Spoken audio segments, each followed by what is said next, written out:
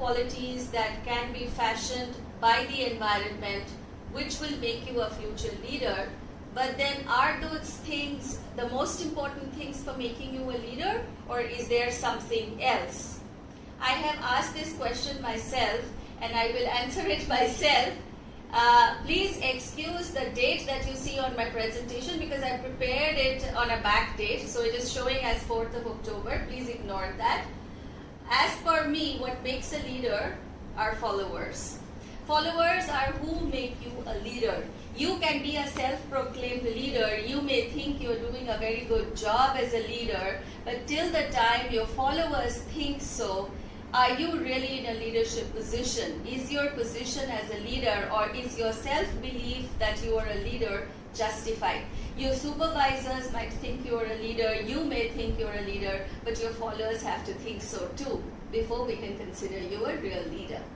So, according to me, okay, before I go on to the next slide, I just want to clarify to you that this is your induction. You have come to do your management studies. You will gradually get used to a lot of management jargon, terminologies, but I have intentionally stayed away from using terminologies in my presentation. I have tried to present it in very simple terms by using very simple words so that I can put my thoughts towards you and it is easy for you to absorb what I'm saying. So the next slide is about two aspects of leadership. As I'm going forward with my presentation, I would very much like for you to note down questions if you have any. Once we finish the presentation, you can ask me the questions if you want to. And I hope you will have some questions. Now, there are two aspects of leadership as per me. One is the concrete aspect of leadership and one is the intangible aspect of leadership. Now, what do I mean by the concrete aspect of leadership? What are the factors which come under the umbrella heading of the concrete aspect of leadership? Let's explore that. The concrete aspect of leadership includes your skills.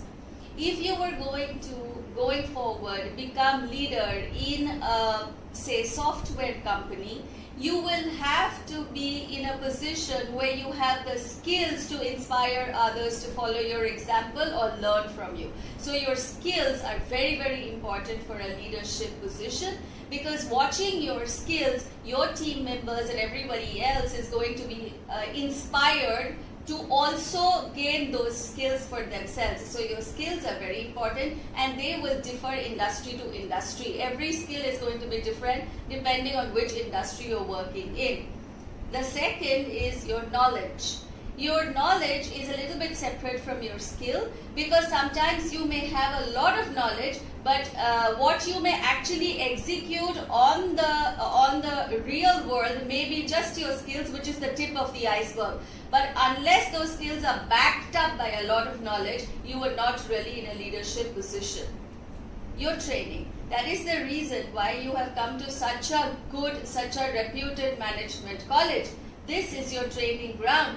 This is where you are going to be trained in all the faculties of management, in all the faculties of whatever specialization you want to do. So this is your training ground, and this is a huge differentiator.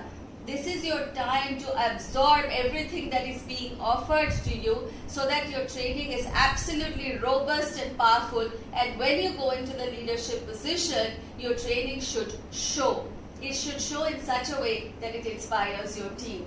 Your grades. Now I want to clarify something here. See, your grades is not the be all and the end all of everything. It's not like if you don't get good grades, you will not be in a leadership position. I don't believe in that. However, I believe your grades are a catapult. So if you have great grades, the chances of you landing into a good job or a job that you want to do to get into the company which you want to work for become much, much better. Of course, you have to crack your interview. Of course, you have to crack your group discussions and all of that. But grades do make a difference. So while you are here, while you are doing your management studies, the fact that you've gotten into such a good management college itself is a huge thing.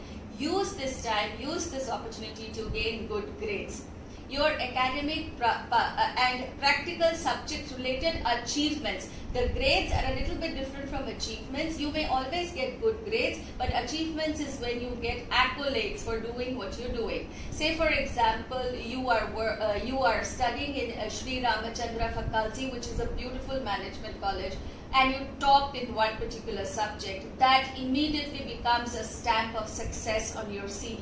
And that immediately lands you in a better position to get into a leadership profile in the organization that you choose to join. The choice lies with you. These things will give you that choice. You will not be left in a position where you will have to take up the first offer that comes to you. No, you will be choosing from the many offers that are made to you if you focus on your learning at this point.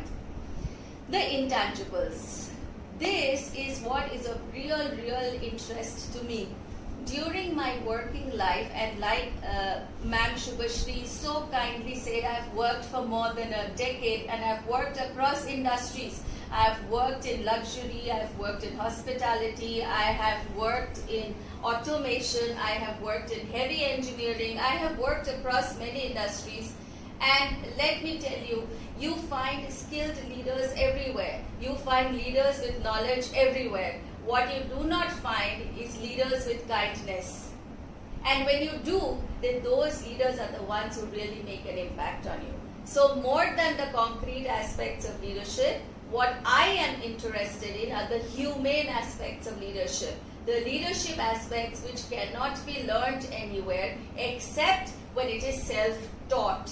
When you learn, you emulate, you watch other people and put those attitudes within yourself, that is when these leadership attitudes develop within you.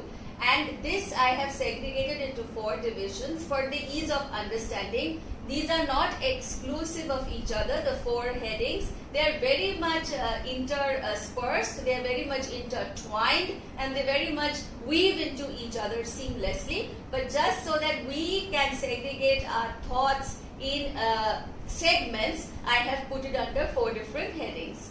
The first one is your relationship with yourself.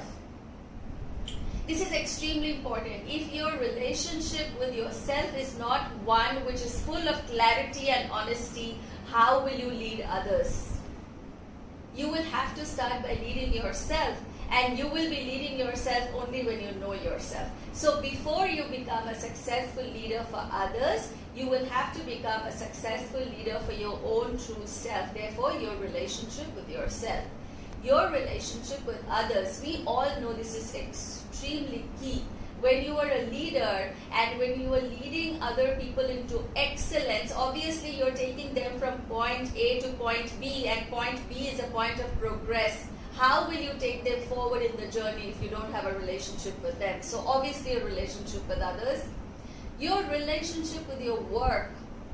This can be a make or break thing. When you start your career, when you finish your management studies, when you go to your workplace, you will realize you may have the skills, you may have the knowledge, you may have the fantastic team, but if you don't love what you're doing, if you're not passionate about what you're doing, it is difficult for you to fulfill your role as a leader. These are things that you will realize as you keep progressing in your work life, in your study life. Along the way, you will realize your relationship with the world. See, this, the 4th point, I've put it in because these days, today, the century in which we live, the world in which we live, it is a boundary-less world. It is a world where we see the countries in the maps, but that's not how we do our work.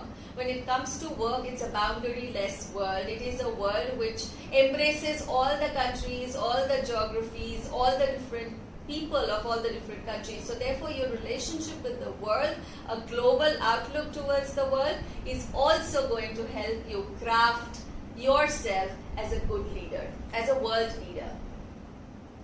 Now, let's explore your relationship with yourself. This is the first point which I had put as a heading, though I said all the points are intertwined, but we will first explore your relationship with yourself.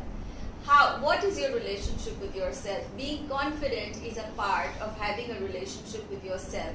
And how will you be confident? From where does confidence come?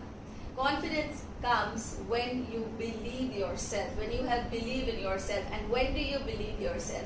When you know your motives, your thoughts, your intentions are pure, are good, you are wanting to make progress for yourself, for your organization, for your team, for your supervisors, for your organization, for the world. When you are confident of your intentions, then you can become a confident leader. Being comfortable. See, these days we all live in this world of social media. It is full of comparison. It is full of so many stimulus which is coming to you from everywhere. There are so many triggers.